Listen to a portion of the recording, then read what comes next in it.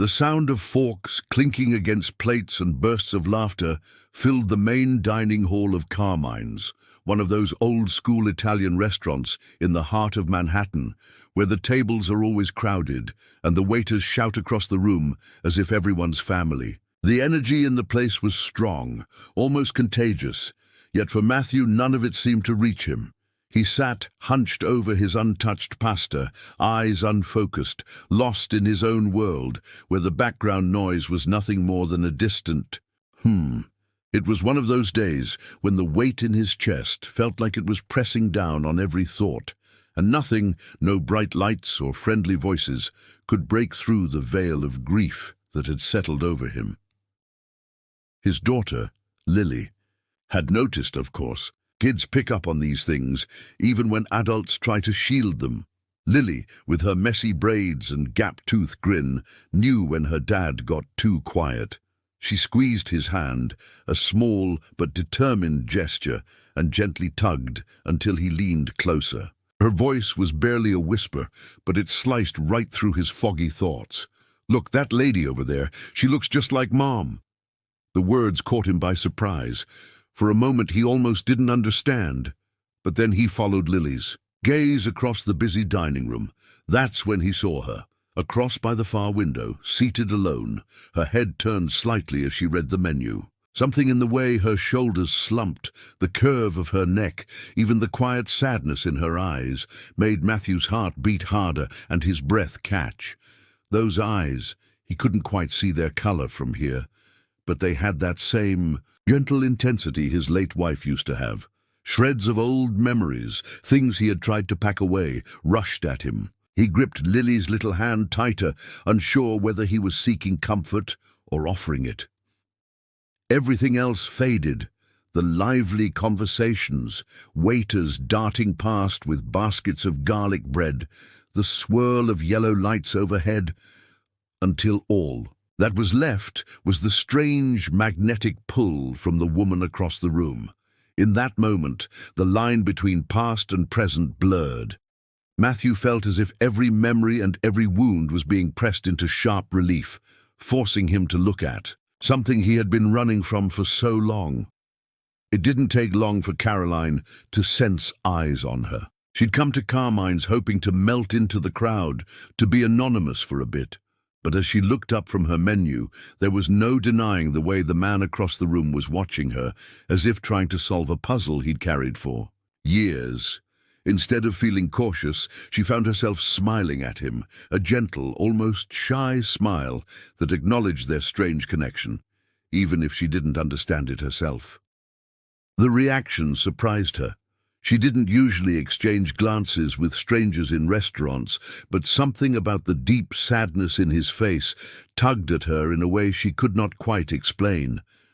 A waitress passed, asking if she wanted something to drink, and Caroline answered with a quiet, "Just water, thanks," her words floating in the commotion. When she glanced up again, the man was still looking, and this time a little girl peeked up from beside him. The girl, Lily, Caroline soon learned, was watching with wide, curious eyes, her face open and honest in a way only children can be. Caroline couldn't help herself. She offered another small smile to the child. Back at their table, Lily tugged her father's arm again. "Dad, can we talk to her, please? She looks really nice. I want to say hi." There was pure fascination in her voice, the kind only a child feels when they sense something new or surprising. Matthew hesitated, feeling as if he were on the edge of something important he didn't quite understand. He tried to steady his breathing, but the woman's presence had shaken him to his core, as if her simple words and gentle smiles had cracked some barrier inside him. But Lily was insistent, her eyes sparkling with hope. "Come on, Dad, let's go. Maybe she knows Mom." Of course, she didn't really believe that, but the similarity was too real for her to let go. Matthew looked at his daughter, then glanced back at Caroline. He nodded slowly, almost without meaning to, and Lily hopped up from her seat, already pulling his hand. It was as if the grief they carried had found its own momentum, dragging both of them across the busy restaurant floor toward that quiet woman whose existence was reshaping their world, even before a single proper word had been exchanged. They threaded their way between tables crowded with plates of spaghetti and lasagna, Matthew clinging to Lily's hand a bit tighter as nerves crept in. As they reached Caroline's table, he realized just how unnerved he was, how his feet seemed to move on their own, driven by a feeling that pulsed somewhere between anxiety and hope. Lily beat him to it, flashing her big, toothy grin at the woman they'd never spoken to before. Before Matthew could overthink things, he managed to stammer out, "Hi, sorry to bother you, but what's your name?" His voice was soft and a little shaky, as if he was scared the answer might change everything. Caroline looked from Lily to Matthew and saw the lines of pain in his face, heard the tremor in his words. She straightened her napkin, trying to buy a moment to ground herself before answering. "I'm Caroline," she replied after a breath. Her tone was gentle, but there was something odd about how the words hung in the air. The simple introduction seemed to open more doors than it closed. The name didn't mean anything to Matthew on the surface, but something familiar danced around the edges of his memory, tempting him with questions. There was a beat of silence. Matthew's mind spun with images of his late wife, her laughter in the kitchen, her hand brushing his, the way she used to say his name when no one else was around. Caroline's eyes searched his for some clue about what was happening, matching his confusion with a calm curiosity. "Is everything all right?" she asked, keeping her tone friendly, though she could feel a ripple of something unusual underneath that moment. Lily, meanwhile, couldn't help but add, "You look just like my mom did. She's not here anymore." There was an innocence in her words, a directness that shocked Matthew and brought a slight widening of Caroline's eyes. Was it just one of those wild coincidences that sometimes happen in a city as big as New York? Or did this odd meeting hide something more, a secret just below the surface, waiting for one of them to crack it open? No one had answers yet, but they all felt the tension, a tug-of-war between the logical and the impossible as they stood. There, restaurant noise swirling around their little table of strangers and fate. Caroline caught herself glancing at Matthew and Lily over her glass of water. There was something about their faces, especially the open vulnerability in Lily's hopeful gaze, that called to her in a way she couldn't quite ignore. Maybe it was the ache she still felt on lonely days. Maybe it was just simple empathy, but whatever it was, Caroline could not just leave them with all those unspoken questions. She cleared her throat and said, "I'm about to get my break. If you want, we could talk out back for a few minutes." Matthew hesitated, his anxiety mingling with relief, and nodded while Lily's eyes lit up. The three of them made their way outside through the narrow kitchen hallway. It was early evening, and the sky over New York had that weary, fading light of a city winding down. The small patio behind Carmine's was quieter than the bustling dining room, a few folding chairs near an old brick wall, the muffled hum of distant traffic, and the faint smell of basil from the herb pots. They settled in a little awkward triangle. The tension hovered over them, as if the answers they needed were close, but just out of reach. Finally, Matthew spoke, his shoulders slumped, eyes down at his hands. He told Caroline about his wife, Rachel, how she was the kind of person who could walk into Carmine's and know the names of half the waiters by the end of the night. He talked about the night 2 years back when everything changed, how the ache of that loss was something he carried every minute, even if he tried to hide it for Lily. It was the kind of story that made time feel thick, like the dusk itself was holding its breath. When Matthew said Rachel's name, Caroline blinked as if the word had stung her. Something in her chest tightened, and she almost looked away, but she stayed present. That name settled inside her, familiar in ways she didn't expect, maybe an echo from a fleeting encounter or something left untold in her own past. She couldn't quite grasp it, but it rang in her memory, soft and hollow, like a bell at the back of her mind. Lily was quiet then, resting her head on her dad's arm. In that silence, under the dimming sky, it felt as though they were all waiting together for a jigsaw piece to fall into place, a truth they could almost touch, but not yet see. Lily looked up at Caroline, her voice dropping to a whisper, as if she was sharing the biggest secret in the city. "Maybe you're sisters, like really sisters," she said, her eyes moving between her dad's worried face and Caroline's thoughtful one. The suggestion hung in the air, more than just a child's wild guess. For a moment, Caroline didn't answer. The idea was so big, so out of the blue, that it took a second to even process. But there was something in Lily's words that made Caroline's heart skip a beat, a hope she had nearly let go years ago. After a pause, Caroline spoke softly, her words almost trembling. "I don't know much about my family. I grew up at St. Anne's home, upstate. The nuns said I was left on the steps when I was just a baby, but they never had any records about who my parents were. I used to imagine I had a sister or brother somewhere out there, but as I got older, well, I guess I stopped thinking it could really happen." A nervous smile flickered across her face as she confessed this. Her whole life, the question of her roots had been tucked away in a box she rarely opened. Matthew's chest tightened as Caroline spoke. The more she described her past, the orphanage, the lack of any paperwork, the sense of never really belonging, he couldn't help but hear echoes of Rachel's own story. Rachel never liked to talk about her childhood much, but he knew she'd bounced between group homes, always feeling like an outsider, and the only paperwork she ever had from her early years was clumsy and incomplete. Now, the matching puzzle. Pieces of these two women's lives seemed impossible to ignore. Even the birth dates lined up. Matthew found himself pulling out his phone to check a photo of Rachel's old ID card. He glanced at Caroline. "When's your birthday?" he asked, hardly daring to breathe. And when she answered and the date matched Rachel's, it felt like something shifted in the space between them. The silence that followed was dense. None of them knew exactly what to do or say next. But the thought wouldn't leave. Maybe this wasn't just coincidence. Maybe it was the trace of a long-lost bond, finally pulling the right people together after all those years.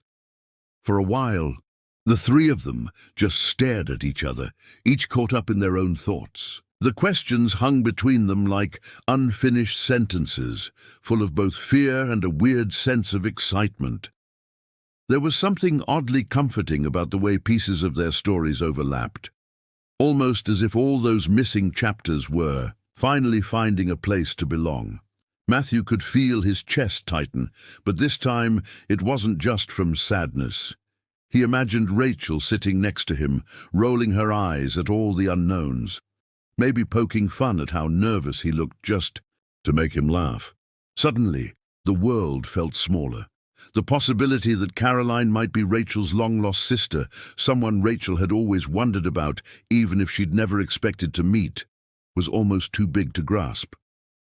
Caroline absently rubbed her hands. Together, her eyes wandering to the little cracks in the patio wall. "It's kind of wild, you know," she finally said, voice a little shaky. "I used to walk the halls at St. Anne's and wonder if I had family out there. I'd make up stories, give myself a brother or a sister, someone out there looking. And for me, too." She glanced back at Matthew and Lily, searching their faces for some sign that this wasn't all in her imagination. Matthew nodded, not trusting his voice just yet. He looked at Lily and remembered how Rachel used to talk about dreams she'd had as a girl, always wondering if there was someone in the city that might belong to her in some way. For so long, it was just one more silent part of her sadness, hidden behind her bright laugh and her fierce determination to make a home out of what she had. And now, staring at Caroline, it felt possible, real even, that those dreams had meant something. Lily, always braver than the grown-ups, broke The silence with a hopeful, "So does that make you my aunt?" The word landed softly, but felt huge. Caroline met Lily's eyes, and for a moment the three of them were nothing more than a small family, each with holes in their hearts, exploring all those places that hurt and hoping to fill them, if only a little, by letting these new stories take root. It was the beginning of something none of them expected, a twist in the puzzle that finally started making sense, one piece at a time. As evening settled over the city and the lights from Carmine's, kitchen windows glowed onto the patio. A different kind of quiet settled among Caroline, Matthew, and Lily. There was this sense that they'd all stepped through a door that could never really be closed again. But even as the possibilities sparkled between them, the fact was, they still had no physical proof. They only had pieces, a face so familiar it hurt to look at, birthdays that lined up exactly, scraps of memory about lonely beginnings, and a feeling deep down that couldn't be shaken.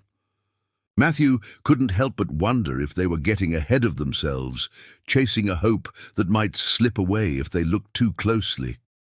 Caroline, meanwhile, reached up and traced the edge of her cheek, feeling the way the skin warmed under. Her touch. She saw the shape of her mother's eyes, whoever her mother might have been, in the reflection of Lily's curious gaze and Matthew's searching eyes. For the first time, her features didn't just belong to some girl lost in the world. They might be part of a story she had never known. That idea was almost overwhelming. The old ache of loneliness mingled strangely with something new, maybe even the beginnings of hope. Caroline knew this. Feeling was going to follow her, that she had to do more than guess and wonder. She needed real answers, even if they turned out to be hard ones. Matthew saw her reach for certainty in the only way she could, by letting herself believe. Just a little. He said quietly, "We could find out if you'd want. There are tests, ways to see if you and Rachel really were sisters." His own voice was unsteady, but there was a comfort in finally putting the question out into the world. Lily looked up, eyes shining, already dreaming about what it would be like to have an aunt, to be part of a bigger family. Caroline met Matthew's eyes and nodded. "I want to know. I've waited long enough to stop feeling like I'm alone. In this city." The words were raw but honest, the kind that seemed to settle into the marrow of a conversation. Even without all the answers, there was something new blossoming, a trust, an unspoken agreement that none of them would have to face the unknown by themselves anymore. Even with everything uncertain for the first time, Caroline didn't feel like she was on her own. The idea of getting a DNA test felt strangely practical after the whirlwind of emotions they had just been through. Matthew was the first to really talk it through, his voice steady, but with an edge that showed how anxious he was. "Look," he said, meeting Caroline's eyes and then Lily's, "I know this all seems a little fast, but I honestly believe waiting, not knowing, is harder than anything we might find out. We've come this far, and I think we need to see it through. None of us should have to keep wondering about something this important, not if we can do something about it." His words were gentle, but there was a firmness behind them. It was clear that for Matthew, the pain of not knowing was worse than any answer, good or bad. Caroline took his words in quietly. Part of her was afraid. She had gotten so used to building her own story, coming up with explanations she never had. To confirm, the thought of having real answers, of opening doors she had kept locked for so long, was intimidating in a way she hadn't expected. But at the same time, hope was there, flickering just enough to drive her forward. She could feel the tug of it, a wish she'd carried around since she was little, always wondering what it would feel like to finally belong somewhere. Lily was excited by the idea, bouncing a little in her seat, already thinking about how cool it would be to introduce her friends to her maybe aunt. For her, the whole thing was an adventure, something real and important all at once. She squeezed, Caroline's hand and said, "You're brave for wanting to know. Mom would be proud of you." Caroline smiled at that, caught off guard by how much Lily's words mattered to her. So they made a plan, just like that. Matthew researched a few local clinics where they could get the test done. Easy enough in a city as big as New York, where families came together and broke apart every day. Caroline agreed, nervous but sure that running from the truth would only leave her in the same lonely place she'd started. Even with all the uncertainty hanging in the air, a sense of purpose started to grow between them, stitching together moments of doubt with moments of hope, one step at a time. When the day finally arrived for the DNA test, there was a nervous energy in the air that none of them could shake. Even the city seemed different as they walked together toward the lab in Midtown, each step heavy with what-ifs. Once inside, the bright, spotless waiting room only made Caroline's heart race faster. It smelled faintly of antiseptic, and everything, the white tile floors, the quiet humming of machines behind closed doors, felt too crisp, too clean for the jumble of emotions inside her. Matthew tried to steady himself, glancing at Caroline and Lily, but he could see his worry reflected in their faces. Lily fiddled with her sleeves, a little less chatty than usual, glancing up at the grown-ups for any sign that things might be okay. Everything inside the clinic seemed to move in slow motion. They were led through a series of steps, names, signatures, consent forms, before a nurse gently swabbed the inside of Caroline's cheek and handed the collection over with a small professional smile. Lily went next, barely flinching, eager to get it over with. Matthew was last, feeling out of place and wishing Rachel could be there to see all of this. He kept thinking about the unlikely chain of events that had brought them here, and how, sometimes, life chose the strangest moments to bring things full circle. Once it was done, they spilled out onto the sidewalk, half relieved and half more anxious than before. Caroline drew a long breath, feeling the knot in her stomach still. "There, let's grab some coffee," she suggested, needing any small comfort they could find. They slipped into the cafe next door, the clinking of coffee mugs and the sound of an old jazz tune on the radio providing a brief distraction from the tension. They picked a corner booth where they could huddle together with warm drinks. They tried to talk about other things. Lily's science project at school, AE, new bakery that just opened in Brooklyn, funny stories about Rachel that still made them laugh. But none of it really distracted them. Every so often the conversation just trailed off, and they'd stare out the window, each one lost in thoughts about what the lab results might bring. Waiting there, the future felt as unpredictable as a summer storm. Somewhere inside, though, they were all quietly hoping that just this once, life might throw them the miracle they needed. The days after the test felt strange, like living inside a bubble where time moved in fits and starts. Caroline kept her phone close, checking every text or call that popped up, convinced that each buzz might be the clinic with the results that could change everything. She tried to distract herself with work, streaming shows, and silly internet videos, but every time her phone lit up, her heart seemed to skip a beat. At night, she found herself lying awake, her mind chasing the same endless loop of questions about what her life might look like if she really did have a sister out there, one she had somehow found after all this time. Matthew noticed her restlessness, and even though he tried to be the calm, reasonable one for Lily's sake, inside he was just as wound up. He checked his own phone more than usual, and caught himself rehearsing how he would react to either answer. In front of Lily, he managed to keep things light, talking about school or making plans for the weekend in Central Park. But when he was alone, the reality of it all weighed on him.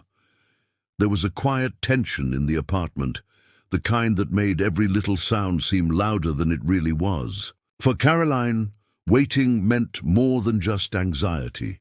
It gave her space to imagine. She drifted into daydreams about what her childhood could have been if she'd grown up with a sister by her side. She wondered about birthday parties, secrets, whispered in the dark, and the comfort of knowing that someone else shared her history. Bits of these daydreams came back to her in flashes, sometimes hopeful, sometimes a little sad, like echoes of the questions she'd always carried in her heart. Still, underneath the nerves, there was this new, tentative joy at the idea she might not have gone through life completely alone. Lily seemed to adopt a quiet optimism about the situation, never missing a chance to suggest fun things they could all do together, just in case.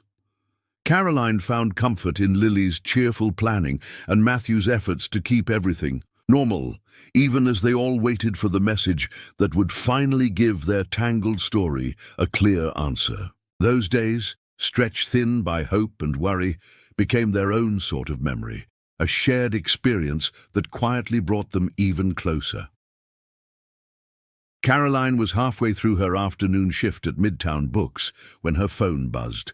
She glanced at the screen, not expecting anything important. All it took was one message from Matthew to pull her right out of the routine chaos of the bookstore, the kind of message that makes everything else blur. He just wrote, "It's here." That was it. 2 words, but they hit hard. She stared at the phone, feeling suddenly weightless and breathless, both nerves and longing clashing inside her. The customers, the shelves, even the faint smell of old paper and coffee faded as her mind jumped ahead to what this moment could mean for her whole life. She quickly let her boss know she had to step out for something important, barely managing to keep her voice steady. The subway ride uptown felt endless, every stop dragging out the tension. When she finally got outside, the late afternoon sun felt sharp and unforgiving. Matthew's car was parked across the street, the engine running. Caroline hurried over, her pulse thumping in her ears. As she opened the car door and slipped into the passenger seat, she saw the envelope on the dashboard between them. It was just plain white, nothing special, but it might as well have been glowing. Matthew took a shaky breath and looked at her, his hands locked tightly around the steering wheel. "Are you ready?" he asked. Caroline managed a nod, though she didn't trust her voice. The inside of the car grew very still, every sound outside muffled by the kind of silence that takes over when something truly big is about to happen. Neither of them reached for the envelope right away. For a few long seconds, they just sat there, as if trying to store away the moment before everything changed, no matter what was written on that piece of paper.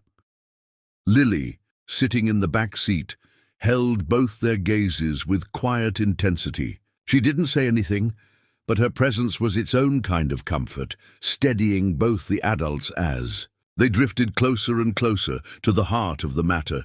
Every breath seemed to echo in the car. Caroline realized it didn't matter how many times she'd pictured this moment. Nothing could ever really prepare her for it. All that was left was to open the envelope and find the truth they had worked so hard to reach. Matthew's hands shook as he broke the seal on the envelope. His eyes met Caroline's for one last uncertain second, searching her face for any last trace of doubt or hesitation. Then he took a shallow breath and slid the paper out. His voice was soft, almost caught in his throat as he read, "The results show a direct sibling relationship." He looked up at her, eyes shining with relief and something like disbelief. "Your sisters, Caroline. It's real." The meaning of those simple words washed over Caroline in a wave that left her breathless. For a moment, she pressed her hand to her mouth, eyes wide, not sure whether to laugh or cry, or maybe just sit quietly and let the words echo in her mind. But the tears came anyway, warm and unstoppable, running down her cheeks as she tried to find her balance. For so long, she'd told herself that needing a family wasn't something to admit out loud. Now, all at once, the loneliness she'd lived with seemed to loosen its hold. She turned toward Lily, trying to speak, but caught in the moment, and Lily didn't hesitate. She leaned in and wrapped her arms tight around Caroline in an instinctive hug, her small hands squeezing with an honesty that felt bigger than words.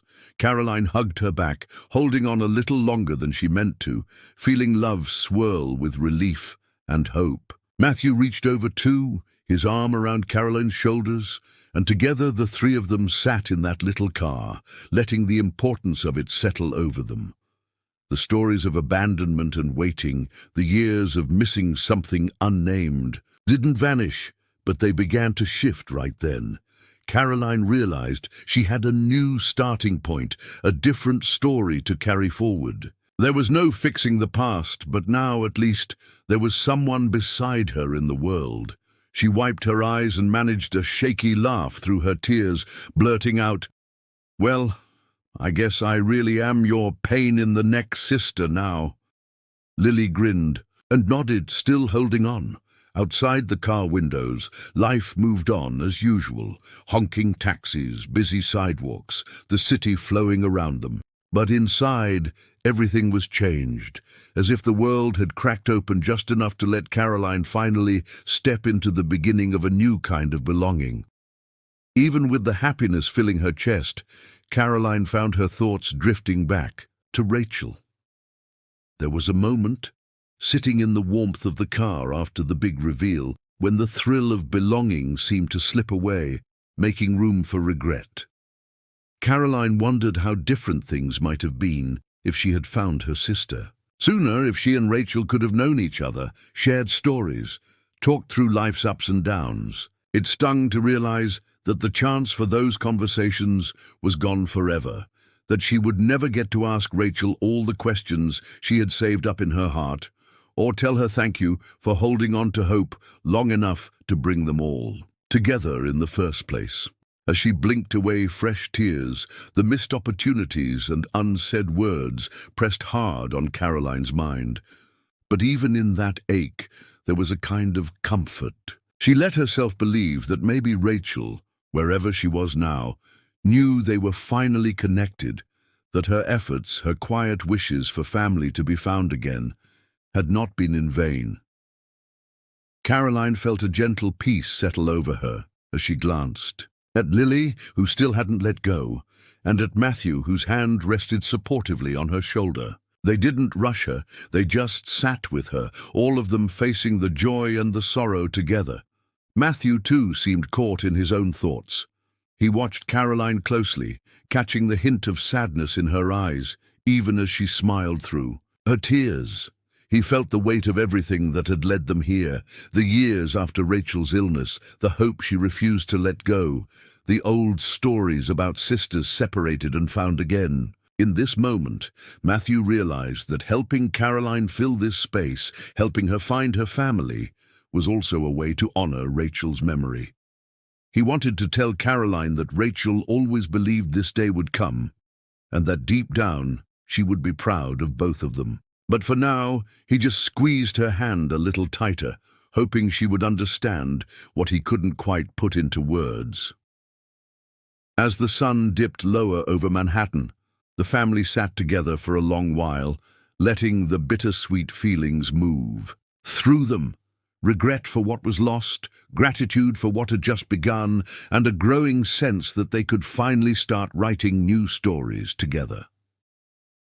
A few days later, Matthew called Caroline and invited her and Lily over to his place in Queens, the apartment Rachel had called home for most of her life. When he asked, there was a careful warmth to his voice, an understanding that this was about more than just seeing a new living room.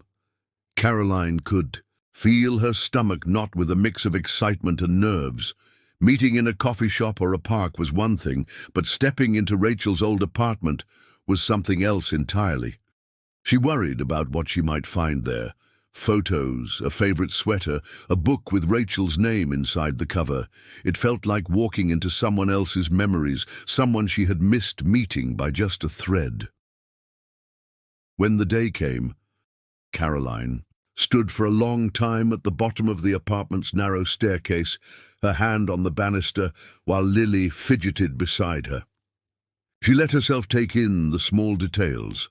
The sunflowers painted on the mailbox, the faded doormat that must have welcomed Rachel home more times than she could count. Each step up felt heavier than the last, as if the weight of a whole lifetime pressed down. By the time Lily knocked softly on the door and Matthew swung it open, Caroline's heart was thudding hard in her chest. Inside, the apartment felt surprisingly warm and inviting. There was a gentle scent in the air, some blend of lilac soap, and the kind of perfume that lingers long after its last spray. It was a smell that made the place feel loved, still holding a tiny trace of Rachel. For a moment, Caroline stood in the entryway, not moving, just listening to the ordinary noises, the distant hum of traffic outside, the muffled laughter from someone in the hallway, the quiet shuffle as Matthew showed them in. The living room. Walls were lined with shelves crammed full of Rachel's books, some old, some clearly read over and over, and scattered family photos in frames both fancy and simple. Caroline found herself looking at the pictures, searching for a hint of herself. In Rachel's smile, in the curve of her eyebrows or the shape of her hands, Lily darted around, soaking in every detail, while Matthew pointed out the little things: Rachel's favorite chair, the plant she had brought home from Brooklyn Botanic Garden, the colorful quilt that still lived on the back of the sofa. Chapter 2. The middle of that ordinary afternoon. It felt as though time folded in on itself, bringing them all together, not only in their shared sorrow, but in a kind of quiet homecoming that slowly turned hurt into hope. Caroline found herself sinking into the couch, balancing a heavy photo album across her lap. She wiped her palms on her jeans before opening the cover, pausing for just a second as if to steady herself. Lily curled up beside her, her curious eyes glued to each page as Caroline slowly turned them. The photos weren't in perfect order, and there were all kinds, some old in black and white, and others in washed-out color, taken on birthdays, holidays, or just quiet afternoons that had been important enough for Rachel to want to remember. Her fingers shook a little as she traced the outline of Rachel's smile in one picture, some soft memory hidden behind her eyes. There were shots of Rachel as a little girl, playing in the street by the old neighborhood deli, and others as a teenager, laughing with friends at Coney Island, the sand and water just visible at the edge of the frame. Caroline's chest tightened as she imagined herself standing just outside those scenes, never quite in the picture, but somehow always searching for something familiar. Each image felt like a glimpse into the life she had missed, a world full of inside jokes, favorite songs, and ordinary magic. With Matthew sitting quietly beside her, Caroline realized she wasn't the only one touched by these memories. He watched her with gentle understanding, careful not to interrupt her flow. Every so often, he leaned over to offer a bit of context, pointing out how Rachel loved street fairs in the summer, or describing how she had a habit of dancing around the kitchen on Saturday mornings. The way Matthew spoke, with fondness in his words, helped turn each frozen moment into something alive. There was kindness in how he let Caroline soak in her discoveries, giving her all the space she needed. At first, Caroline was sad over all she'd missed, the milestones, the small wonders of growing up together. But as she moved through the album, a strange comfort started to bloom. She began to understand that she hadn't completely lost a sister. Rachel was still here in these pages, in the stories shared, in the love that lingered between the lines of a letter, the edges of a photo, or the warmth of an old scarf tucked away. Surrounded by these memories and the new bonds now forming, Caroline felt she was slowly, finally rediscovering her sister. One smile, one memory, and one gentle story at a time. The afternoon slipped by without anyone really noticing how late it was getting. The stories just kept coming, one after another, some bright and funny, others a little sad, but all carrying a sense of meaning that felt new and electric.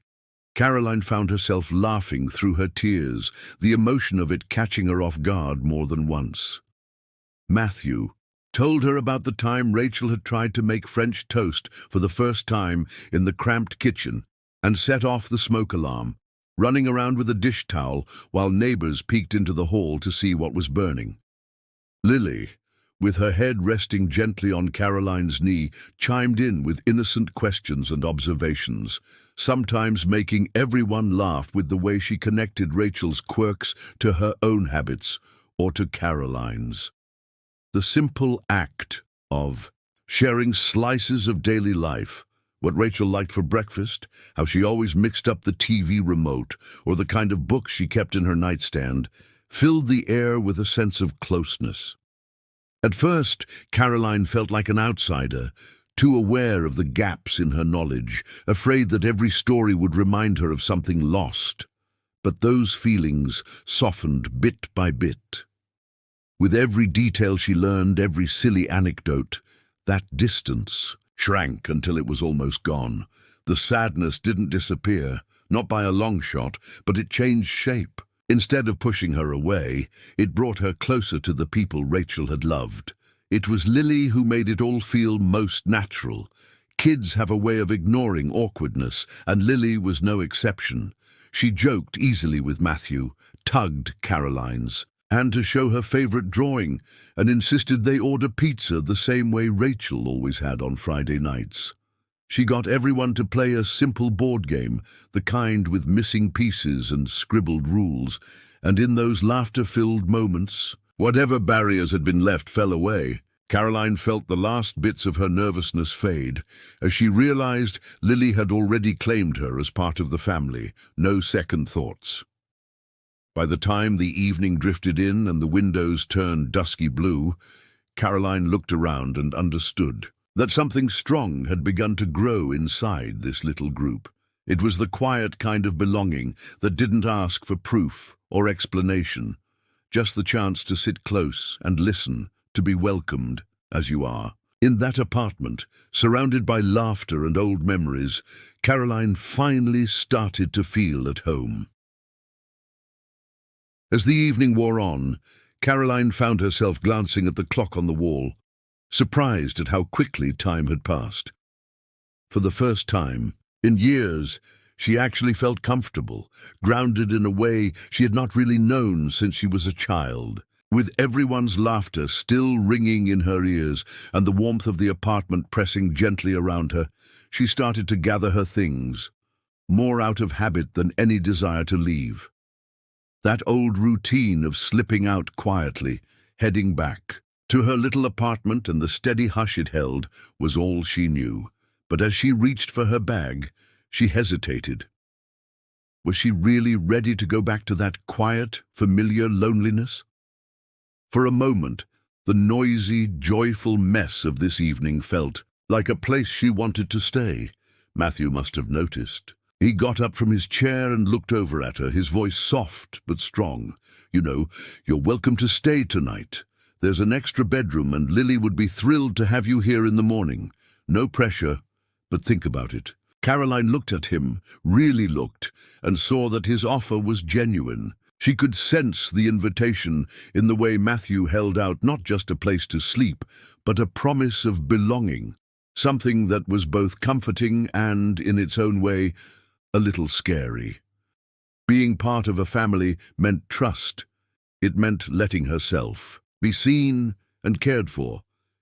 Before she could answer, Lily shuffled over in her fuzzy slippers, her eyes already heavy with sleep. She draped her arms around Caroline in a hug that was pure, sleepy trust.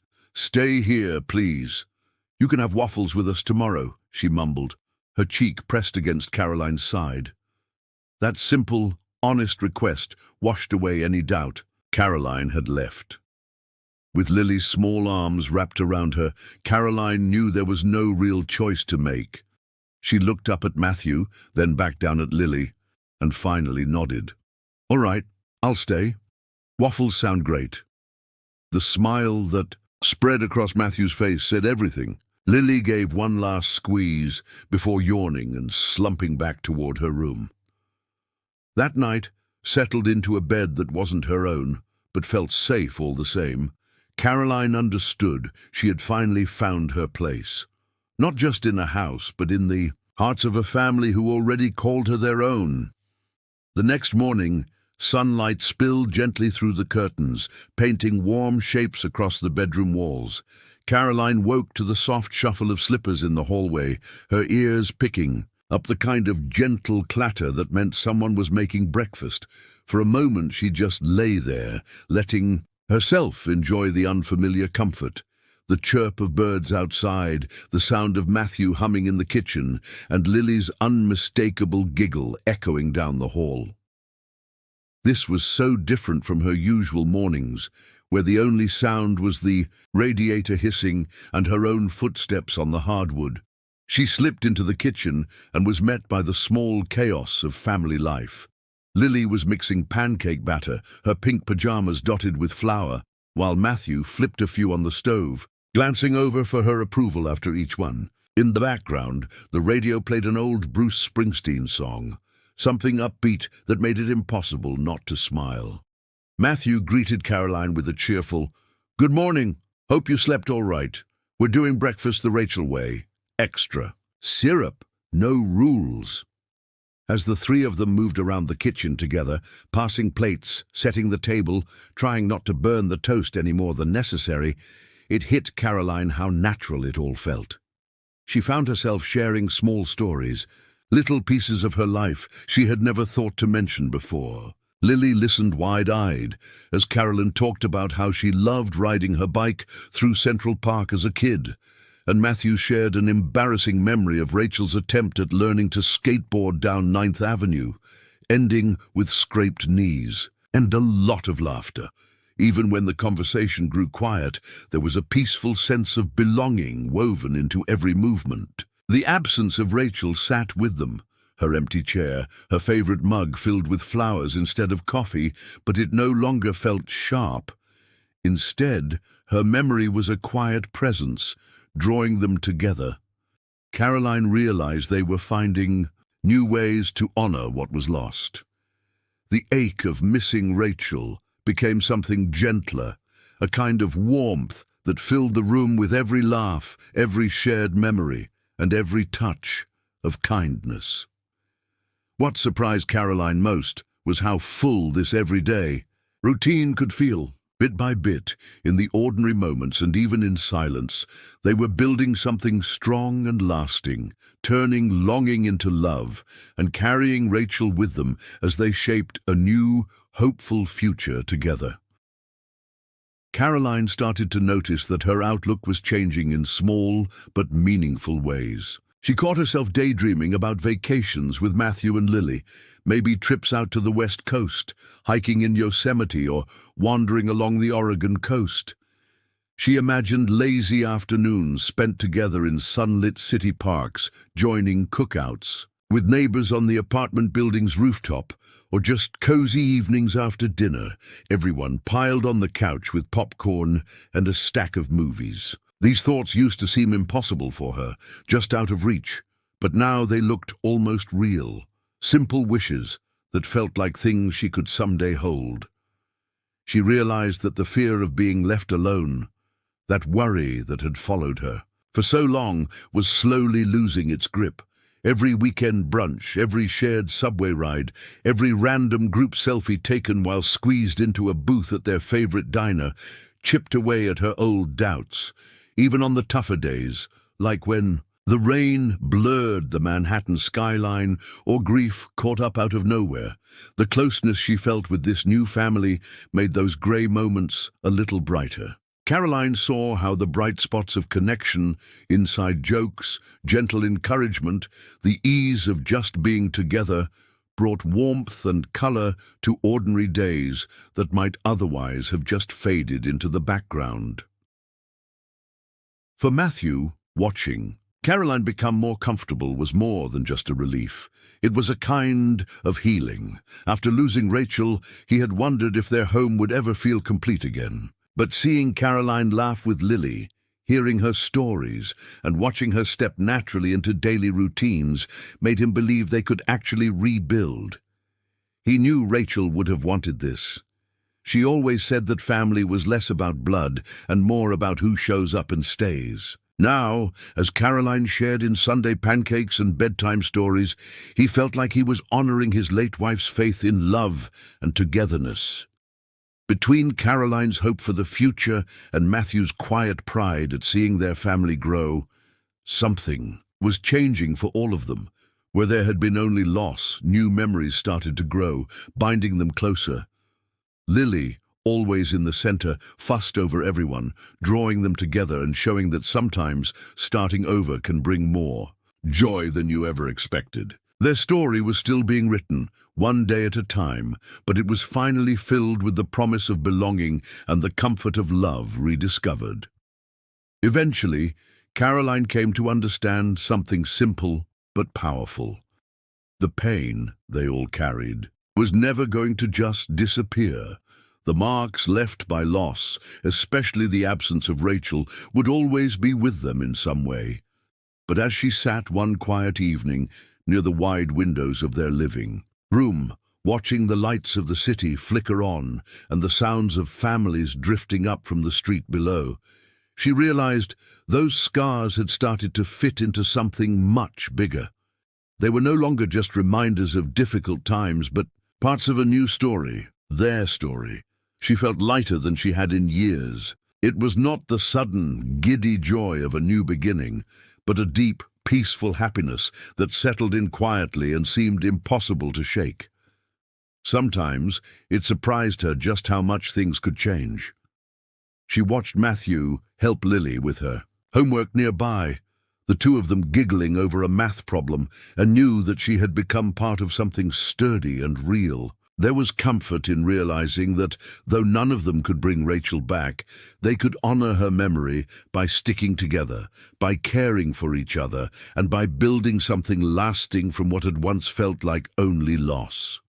As they finished dinner that night, Lily insisted on reading aloud from her favorite book, while Matthew and Caroline cleared the dishes. The scene was nothing special to anyone else, but to Caroline it captured everything she had once thought was out of reach.